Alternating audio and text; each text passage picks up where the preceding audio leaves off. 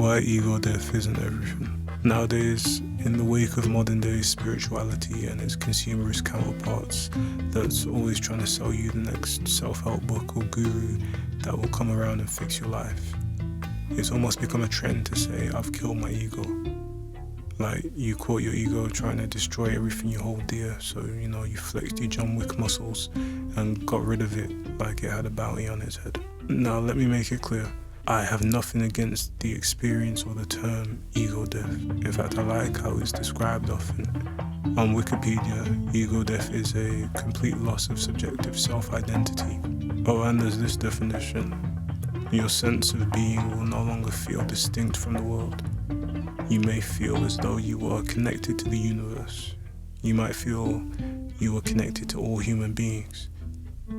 Ego death in itself is something that if more people in the world experienced, I think that we probably have a kinder, more compassionate world in general.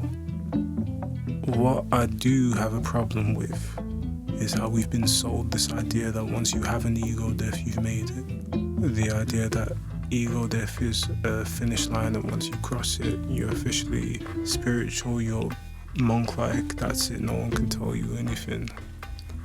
Or even the idea that your ego isn't something that you need in this life, it's just something that you should relinquish. Two things that I don't like about that. Firstly, it gives the idea that your ego should stay dead. And secondly, people who experience ego death are always the first ones to tell you that they've experienced the ego death. Which leads back onto the first point, because it shows you that the ego doesn't stay dead. But your ego shouldn't stay dead because it can't. Your ego helps you identify your uniqueness, it helps you stand up for yourself, and it helps you put plans into action. It helps you navigate this physical realm. Now, too much of anything is a bad thing, of course, but your ego is crucial for you to experience a full, balanced life, in my opinion. It doesn't do any good to be a man with all earthly possessions, but no sense of self. And neither does it do you any good to be a man with incredible sense of self and understanding, but no earthly possessions, not even a bed to lay your head. Pause. Find your balance. Learn to feed your soul and control your own ego. You've got a team inside you. Be spiritual when you need to be, and learn to utilize your ego when you need to.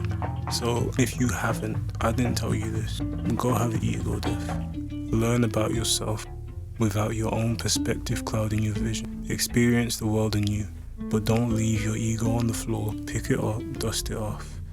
Tell it what you learned and how things will be from now on going forward. Ego death for me was never intended for my ego to stay dead.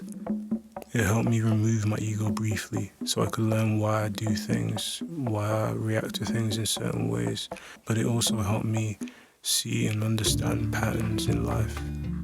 I don't mean trippy patterns, no.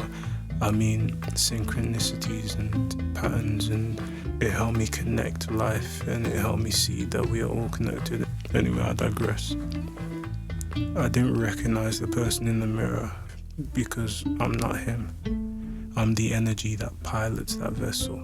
And that energy is only a droplet from a whole ocean of energy with waves crashing, and this droplet is just suspended for a brief moment long enough to think it's an individual and separate until it returns back to the whole. Long story short, don't kill it for good. Understand it, befriend it, team up. Live a happy, fulfilling life. Live long, gang.